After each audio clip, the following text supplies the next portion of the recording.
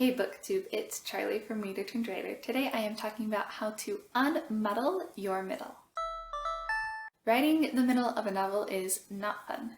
I personally hate it. I know I'm not alone there, and in fact it is not something that only novel writers experience. My husband is a game developer and he talks about how game developers also hate making the middle of their games, and I think it's true for any creative endeavor. The middle is hard. The thing that has helped me with writing middles and editing those middles so that they are a lot better than the first draft is learning story structure and what actually needs to happen during the second act. That's what I will be sharing with you today in my bullet journal, and I will just dive right in. Act 2 takes up about 50% of your book, obviously the middle 50%.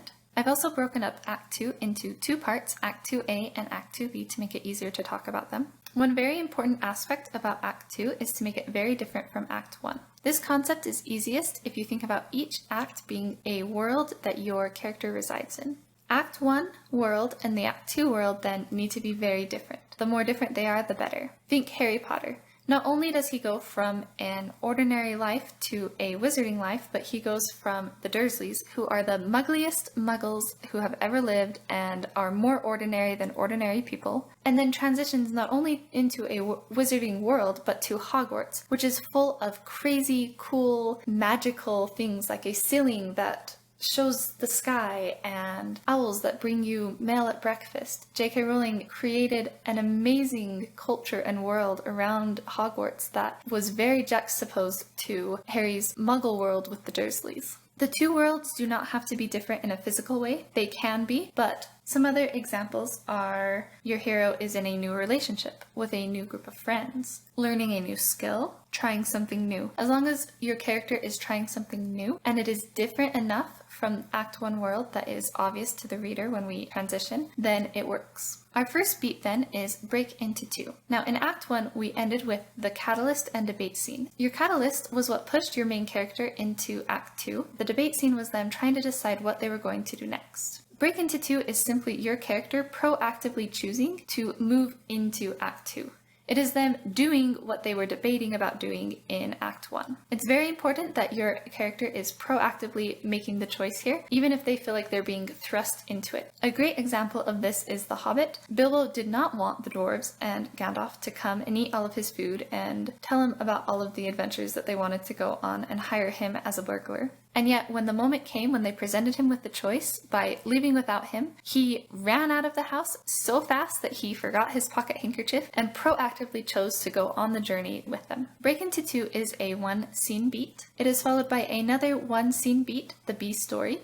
This is simply where you introduce a new character in Act 2. Jessica Brody refers to this character as the B-story character. I recently read a book called Creating Character Arcs by K.M. Weiland, and she refers to these characters as the impact character, which I feel is very fitting because this is the character that impacts your main character and ultimately helps them learn how to change for the better. This character needs to represent the Act 2 world in some way. Think Ron Weasley, who has lived in the wizarding world his whole life, and things that are bizarre to Harry are normal everyday life to Ron. They also are the one who helps guide the hero to learn the lesson in their character arc, who helps them complete their theme. There are some different ways that you can accomplish that. One is by making them a character who brings out the theme in your hero. Maybe they're the kind of person that your hero wants to be. So Mr. Rochester in Jane Eyre is very outspoken and bossy, and he encourages Jane Eyre by his very nature to be less meek and to speak up for herself. Or you could do the opposite, and your B-story character could have the same flaw as your main character, only times 10, so that your character can see what will happen if they continue down that track,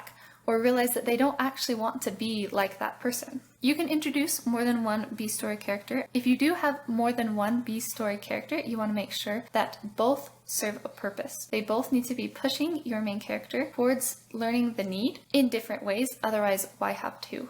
Then we come into the main beat of Act 2A, which is the Fun and Games beat. This is one of the largest beats in the book and spans many, many scenes. Your main job with Act 2A and in Fun and Games is to have your character solving their problems in the wrong way. So they have one overarching problem that they are trying to solve throughout the book, and this is their character arc, or the theme of the book. During Act 2, you really want to be driving home that they are trying to solve it externally. They have a want that they think will fix their problems, so then they're ignoring the internal need that they need to change themselves in order to solve their problems. The fun and games beat is called fun and games not because it's necessarily fun for the character, but because it's fun for the reader. This is where you deliver on the promise of the premise. This is where you give the readers what they expect from reading the premise. Harry Potter at Hogwarts. Katniss actually fighting other kids in the Hunger Games. To get from the beginning of Act 2 to the all is lost moment, your character can take two paths. The first path starts with an upward trend during fun and games. This upward trend simply means that when your character is pushed into their new Act 2 world, they are doing well. They're making friends, they're adjusting to life, things seem to be going their way. Of course, because it's such a long beat, you definitely want to have ups and downs, a success followed by a defeat, followed by a success, followed by a defeat, but those ups and downs generally go upward. This upward trend peaks at the 50% point of your book with a false victory. It is a victory for your main character because they think they are winning. However, it is a false victory, and it's false not only because your main character hasn't learned the internal thing that they need to change yet, but also the book isn't over yet. If your main character was on an upward trend, leading to a false victory, then during the second part of Act 2, they will be on a downward trend where things start to go a lot worse for them, until finally they hit their all is lost, the worst thing that can happen. The other path that you can take starts with a downward trend in fun and games. A downward trend just means they are really struggling in their new world, they just can't quite get a grasp on it. This climaxes, again at the 50% point, with a false defeat. It's a defeat because it's a real low for your character.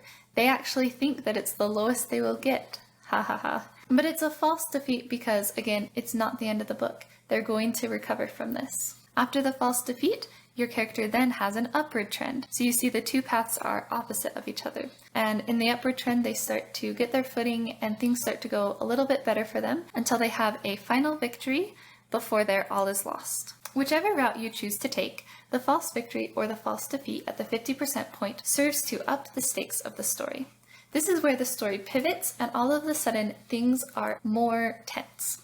Some ways that you could up the stakes include things like a kiss or a proposal, a ticking time bomb where a deadline is introduced for what the character is trying to achieve, a plot twist happens where something big is revealed either to the reader or the character or both, or a big party or celebration. All of these serve to turn the main character's attention from their external want towards their internal need. Even though they haven't actually changed the way that they need to internally, they now are starting to realize that they might need to. Now that you have upped the ante a little bit, you move into Act 2B with the main beat being bad guys close in, and this is the second longest beat in your novel. Bad guys closing in can refer to physical bad guys closing in on your main character, but you really need to have the internal bad guys. If you are on a downward trend, this can be shown through really terrible things happening to your character or bad guys coming and closing in on them while their internal struggle continues. And if they're on their upward trend, then you can show a rebound from their false defeat as they are regrouping and figuring out their new world, but you really want to play up that they still need to change internally and that they haven't actually made those changes and foreshadow the all is lost. And again, your main job in Bad Guys Close In is to continue to up the tension. The tension should be raising until it peaks at the all is lost moment.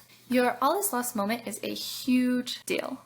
It is the biggest moment in your book, and it is literally the worst thing that could happen to your character. It is worse than the catalyst. It is worse than the false defeat. It is the worst thing that could happen. And don't skimp on the all is lost. You have to make it as bad as you possibly can, or the reader is going to not appreciate the main character's change, and it's going to feel a little bit shallow to them. One way to make the all is lost a big deal is with what is called the whiff of death. This can actually be people dying. A lot of people die during the all is lost, especially mentors, because then the main character is really left all alone. Even if no one actually dies, you can give a whiff of death by ending something, such as a relationship, an activity they really enjoy, or even just a hope that they had. Another way to make the all is lost really hard hitting is to not only have an all is lost for the plot, but to include your character arc's theme in the all is lost. The third way to make sure that the all is lost is really as bad as it possibly can be is by making sure that it is caused, at least in part, by your main character. It is their fault, which adds guilt and regret on top of everything else. After the terrible all is lost beat for your character, where they can really internalize what just happened and decide what to do next. This beat is called the Dark Night of the Soul. The Dark Night of the Soul has two parts to it. The first is the wallow part. This is where your character gets to really wallow in the terrible thing that just happened. They get to feel bad for themselves. Your character will react according to their own personality. They might cry, they might get angry and punch people or punch the wall, they might eat a whole tub of ice cream. Whatever it is, let them wallow and feel those terrible feelings. If you have this beat in there, it allows your reader to feel those things with your character as well and really drive home how awful the all is lost was. The second part is the epiphany.